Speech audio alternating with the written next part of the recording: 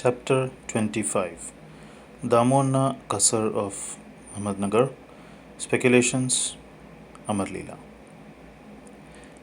Preliminary. We begin this chapter with a prostration with all our 8 limbs to Sai Baba, who is an ocean of mercy, the God incarnate, the Parabrahma, and the great Yogeshwara, Lord of Yoga. Victory be unto Sai, who is the crest jewel of the saints, an abode of all auspicious things, our Atmaram, self, and the sole refuge of the devotees. We prostrate ourselves before Him who has attained the aim and end of our life. Sai Baba is always full of mercy. What is wanted on our part is wholehearted devotion to Him. When a devotee has got firm faith and devotion, his wishes are soon fulfilled. When the desires arose in the mind of Hemat Pant to write the life and Leelas of Sai Baba, he immediately got it written by him. When the order to keep the memos was given, Hemat Pant was inspired and his intellect got strength and boldness to undertake and finish the work. He was not, as he says, qualified to write the work, but the gracious blessings of Sai Baba enabled him to complete the undertaking, and thus you have this Satcharita, which is a cistern or a Somakant jewel, from which nectar in the form of Sai Leelas oozes out for the readers to drink to their heart's content. Whenever a devotee had complete and wholehearted devotion to Sai Baba, all his calamities and dangers were warded off, and his kasar of and his welfare attended to by Baba.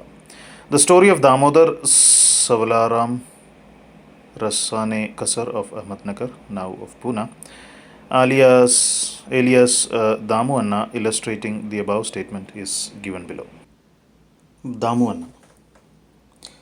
The readers are aware that a mention of this gentleman was made in the 6th chapter regarding the celebration of Ram Navami festival in Shirdi. He went to Shirdi about the year 1895 AD when the Ram Navami Utsav celebration began, and since that time he has been providing an ornamental flag for that occasion every year. He also feeds the poor and the fakirs who come there for the festival. His speculations. 1. Cotton trading. A Mumbai friend of Damu Anna wrote to him that that they should do some cotton speculation business in partnership, which would bring them about 2 lakhs of rupees as profit. Damu Anna says in his statement made about the year 1936 to Mr. B.V. Narasimhaswamy that the proposal about speculating at Mumbai in cotton was from a broker who was not to be a partner, and that he, Damu Anna, was to be the sole adventurer. White page 75 of the Devotee's Experiences, Part 2. The broker wrote that the business was good and involved no risks, and that the opportunity should not be lost. Damu Anna was vacillating. He could not at once determine to venture into the speculation. He thought over this, and as he was a devotee of Baba, he wrote a detailed letter to Shama giving all the facts and requested him to consult Baba and take his advice in the matter. Shama got the letter next day, and when he went with it at noon to the masjid and placed it before Baba, he asked Shama what the matter was and what the letter was about. He replied that Damu Anna of Nagar wanted to consult him about something. Then Baba said, "What does he write and what does he plan? It seems that he wants to reach the sky and he is not content with what God has given him. Read his letter."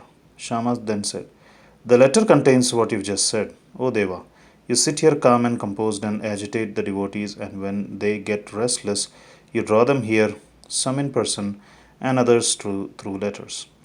If you know the contents of the letter, why do you then press me to read it?"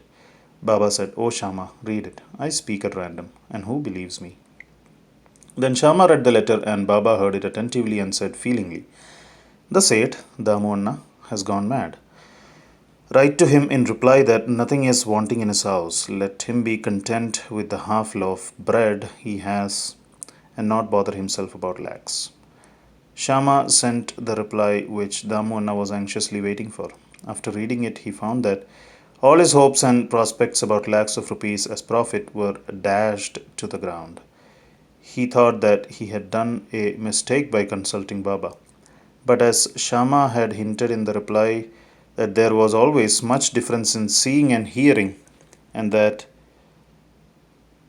therefore he should come to Shirdi personally and see Baba. He thought it was advisable to go to Shirdi and consult Baba personally about the affair. So he went to Shirdi, saw Baba, prostrated himself before him, and sat shampooing his legs. He had no courage to ask Baba openly about the speculation, but he thought in his mind that it would be better if some share in the business should be assigned to Baba, and said in his mind that if Baba were to help him in the transaction, he would surrender some share of profits to him. Damonna was thus thinking secretly in his mind, but nothing was veiled from Baba. Everything, past, present, and future, were clear to him. The child wants sweets, but his mother gives bitter pills. The former spoils his health, while the latter improves it. So the mother, looking to the welfare of her infant, coaxes and gives bitter pills. Baba, kind mother as he was, knew the present and future prospects of his devotees, and therefore, reading Damohanna's mind, he openly spoke to him. Bapu, I do not want to be entangled in any such worldly things, that is, sharing profits. On seeing Baba's disapproval, Damohanna dropped the enterprise. 2. Grain dealing. Then he thought of trading in rice, wheat, and other grains. Baba read his thought also and said to him, you'll be buying at 5 seers and selling at 7 seers rupees. So this business was also given up. The rise in the prices of grains was kept up for some time, and Baba's prophecy seemed to be falsified. But in a month or two, there were abundant rain everywhere, and the prices suddenly fell down, and those who those who stored grains suffered severe losses. Damona, therefore, Damona was saved from this fate.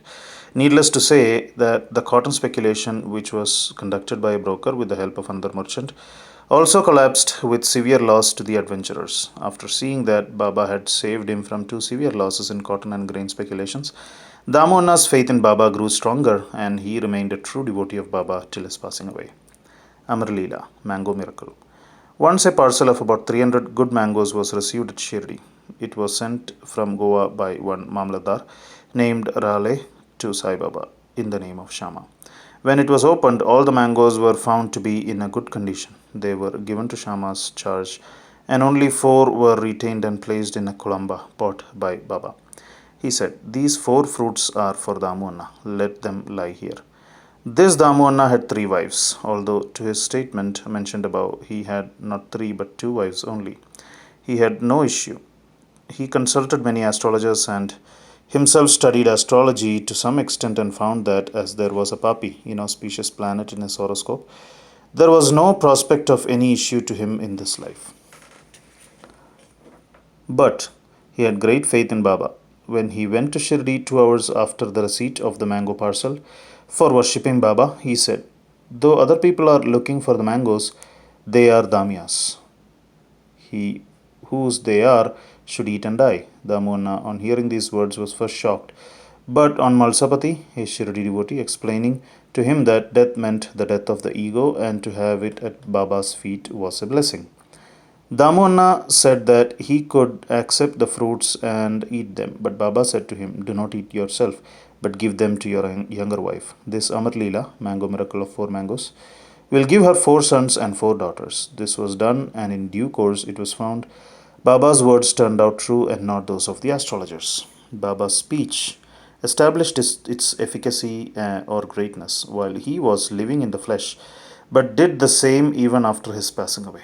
Baba said, believe me, though I pass away, my bones in the tomb would be speaking, moving, and communicating with those who would surrender themselves wholeheartedly to me. Do not be anxious that I would be absent from you. You will hear my bones speaking and discussing your welfare. But remember me always. Believe in me, heart and soul, and then you will be most benefited. Prayer. Hemant Pant closes this chapter with a prayer. O Sai Sadguru, the wish-fulfilling tree of the Bhaktas, we pray, let us never forget and lose sight of your feet. We have been troubled with the ins and outs, births and deaths in this sansar. Now free us from this cycle of births and deaths. Restrain us from the outgoing of our senses to their objects, and introvert us and bring us face to face with the Atma, self. As long as this outgoing tendency of the senses and the mind is not checked, there is no prospect of a self realization. Neither son, nor wife, nor friend will be of any use in the end. It is only you who will give us salvation and bliss. Destroy completely our tendency for discussions and other evil matters. Let our tongue get passion for chanting your name. Drive out our thoughts and make us forget our bodies and do away with our egoism. Make us ever remember your name and forget all other things. Remove the restlessness of our mind and make it steady and calm. If you just clasp us, the darkness of night of our ignorance will vanish and we shall live happily in your light.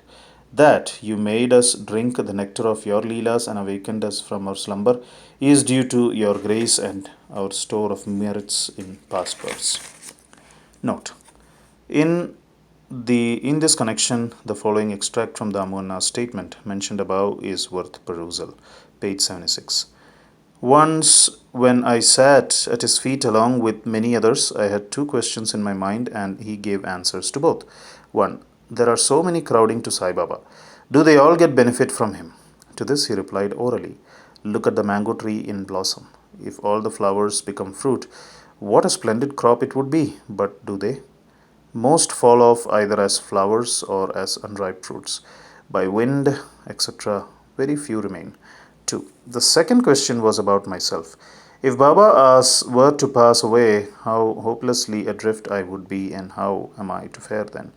To this Baba answered that he would be with me whenever and wherever I thought of him.